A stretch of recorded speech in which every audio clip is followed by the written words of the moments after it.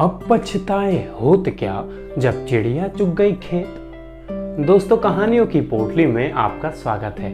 आज मैं डेविड सोलंकी जो कहानी आपके सामने लेकर आया हूं उसका शीर्षक है कौवा और उल्लू। बहुत समय पहले किसी घने जंगल में पक्षियों की सभा लगा करती थी। जानवर अपनी परेशानी राजा को बताते थे और राजा उसका हल निकालते थे।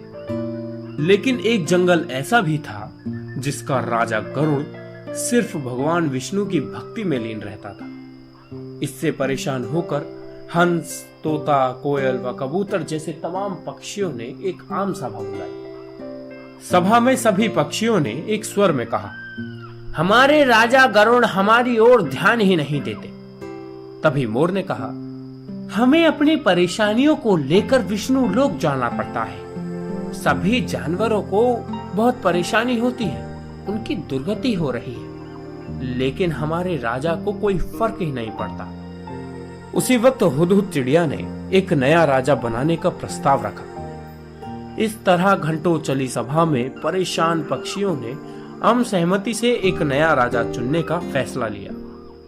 अब राजा को चुनने के लिए रोज बैठकें होने लगी। कई दिनों तक चर्चा करने के बाद सभी ने आपसी सहमति से उल्लू को राजा चुन लिया। नए राजा का चुनाव होते ही सभी पक्षी उल्लू के राज्याभिषेक की तैयारियों में जुट गए। तमाम तीर्थ स्थलों से पवित्र जल मंगवाया गया और राजा के सिंहासन को मोतियों से जड़ने का कार्य तेजी से होने लगा। सारी तैयारियां होने के बाद उल्लू के राज्याभिषेक का दिन आया। मुकुट, माला सब तैयार था। तोते मंत्र पढ़ रहे थे। उसी समय इतनी तैयारियां और सजावट देखकर एक कौवा वहां आया। कौवे ने पूछा, अरे इतनी तैयारियां किस खुशी में? उत्सव क्यों मना रहे हो? इस पर मोर ने कौवे से कहा, हमने जंगल का नया राजा चुना है। आज उनका राज्याभिषेक होना है, उसी के लिए ये सब सजावट की गई है।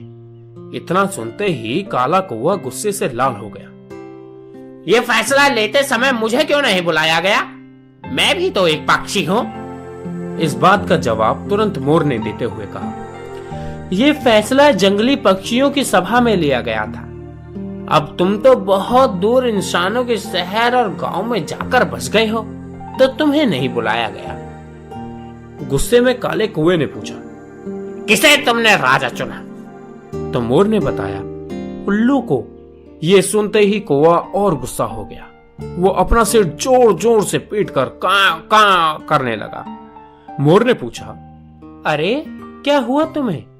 कौवे ने कहा, तुम सब मूर्ख हो। उल्लू को राजा चुन लिया जो दिन भर सोता और जिसे सिर्फ रात में दिखाई देता है। तुम अपनी परेशानियां किसके पास लेकर जाओगे?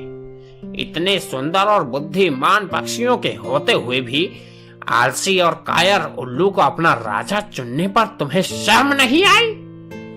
धीरे धीरे कौवे की बात पक्षियों पर असर करने लगी। सभी आपस में फुसफुसाने लगे। उन्हें लगने लगा कि उनसे बहुत बड़ी भूल हो गई है। इस वजह से देखते ही देखते सभी पक्षी वहां से गायब हो गए। राज्याभिषेक के लिए सजी जगह पूरी सूनी हो गई। उल्लू का राजा बनने का सपना चकनाचूर हो गया। दुखी उल्लू ने कौवे से कहा, तूने मेरे साथ ऐसा क्यों किया भाई? लेकिन कौवे ने कोई जवाब नहीं दिया। इतने में उल्लू ने ऐलान कर दिया, आज से कौवा मेरा दुश्मन है। आज से सभी कौवे उल्लुओं के दुश्मन होंगे और ये दुश्मनी कभी खत्म नहीं होगी। इतना कहकर उल्लू उड़ गया। उल्लू की धमकी सुनकर कौवा बहुत परेशान हो गया और कुछ देर तक सोचने लगा। इस दौरान उसके मन में हुआ कि बेकार ही उसने उल्लू से दुश्मनी मोल ले ली। उसे काफी पछतावा भी हुआ, लेकिन अब वो कुछ नहीं कर सकता था क्योंकि बात बिगड़ चुकी थी। तब से उल्लू और कौवे की दुश्मनी चलती आ रही है।